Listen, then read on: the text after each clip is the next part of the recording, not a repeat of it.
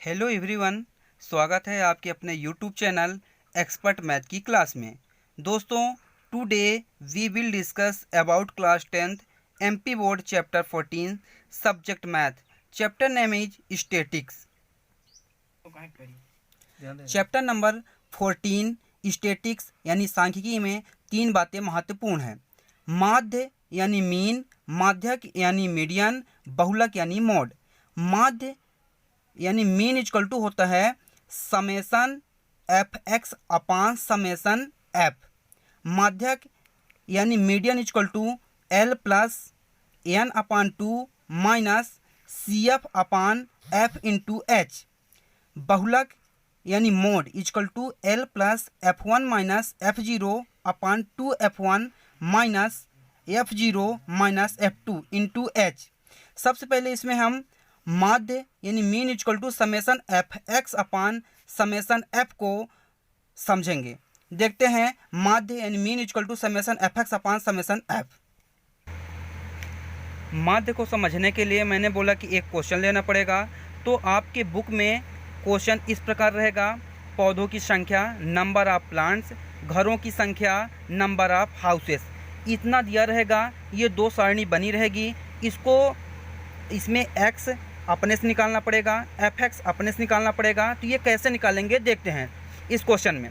पौधों की संख्या, नंबर ऑफ प्लांट्स 0 से 2, 2 से 4, 4 से 6, 6 से 8, 8 से 10, 10 से 12, 12 से 14।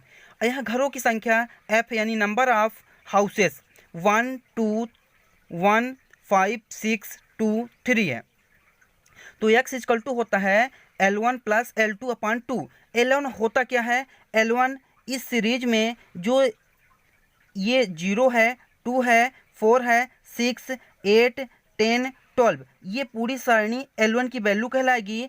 इधर जो है 2, 4, 6, 8, 10, 12, 14, ये L2 की वैल्यू कहलाएगी। तो x इक्वल टू फार्मूला होता है L1 प्लस L2 अपान 2। तो जब फर्स्ट सीरीज के लिए निकालेंगे तो इसकी वैल्यू कैसे निकलेगी? ये 0 और 2 को ऐड करके 2 से डिवाइड कर देंगे तो 1 आएगा।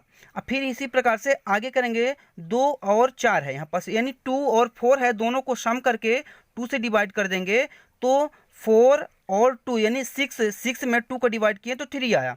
तो ये 3 अपने को प्राप्त हो गया। इसके बाद हम ये भी देख सकते हैं कि इनमें डिफरेंट कितना है। L1 और L2 में डिफरेंट कितना है? 2 2 को डिफरेंट है। तो 1 में हमने 2 जोड़ा तो 3 आया। 3 में 2 5, 5 में 2 7, 7 में 2 9, 9 में 2 11, 11 में 2 13, इतना हुआ। फिर इसके बाद हमको एफ एक्स की वैल्यू की ज़रूरत पड़ेगी। तो एफ एक्स प्राप्त कैसे होगा? एफ की वैल्यू ये है, एक्स की वैल्यू ये है। तो हम एफ एक्स के बीच में डॉट है, यानी इसका मतलब ये है कि f और x की वैल्यू को गुणा करना है। तो f की वैल्यू 1, x की वैल्यू 1, तो 1 1 का गुणा हुआ या मल्टीप्लाई हुआ तो 1 हुआ। 2 और 3 का हुआ तो 2 और 3 का हुआ तो 6 हुआ। इसी प्रकार हम सभी का करते जाएंगे। 1 का 5 से करेंगे तो 5 आया, 5 का 7 से मल्टीप्लाई किए तो 35 आया, 6 का 9 से किए तो 54 आया, 2 का 11 से किए तो 22 आया, 3 का 13 से किए तो 39 आया। फिर ये एफ एक्स है, तो एफ एक्स की वैल्यू ये सब दी है सारणी में। तो यदि हमको समेसन एफ एक्स की ज़रूरत पड़े तो हम इसमें समेसन एफ एक्स लिख दिए। और समेसन का मतलब होता है एफ एक्स की वैल्यू को सम कर देना, यानी कि जोड़ देना। तो इसकी सभी वैल्यू को हमने जोड़ दिया तो 162 आ गया। और हमको समेसन एफ की ज़रूरत पड़ती है। तो एफ की वैल्यू कैसे प्राप्त करेंगे? एफ ऐसे मान प्राप्त है तो समेसन लगा देंगे, यानी कि इसको जोड़ देंगे। तो हमने इसको सबको जोड़ दिया तो आया 20। फिर माध्य यानी mean equal to summation f x upon summation f कर दिए। समेसन एफ एक्स की वैल्यू 162 है तो इसको लिख दिए।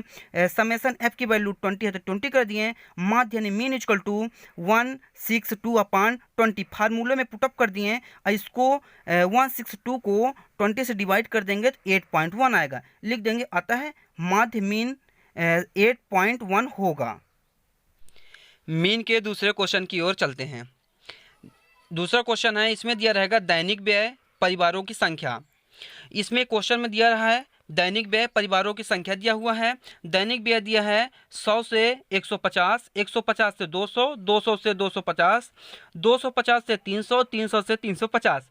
परिवारों की संख्या दिया है 4, 5, 12, 2 अब इसमें हमको x और fx की वैल्यू प्राप्त करना पड़ेगा। तो x की वैल्यू कैसे प्राप्त होगा, fx की वैल्यू कैसे प्राप्त होगा, इसको हम जानते हैं। सबसे पहले जानेंगे x की वैल्यू कैसे प्राप्त होगा। तो x बराबर होगा L1 प्लस L2/2। तो ये देखिए इधर ये पूरी सीरीज इधर 100, 150, 200, 250, 300 ये L1 की वैल्यू कहलाएगी। इधर वाली पूरी सीरीज L2 की वैल्यू कहलाएगी 150, 200, 250, 300, 350। एक सीरीज के लिए जैसे यदि हम 100 और 150 के जाएंगे तो ये 100 L1 कहलाएगा, 150 L2 कहलाएगा।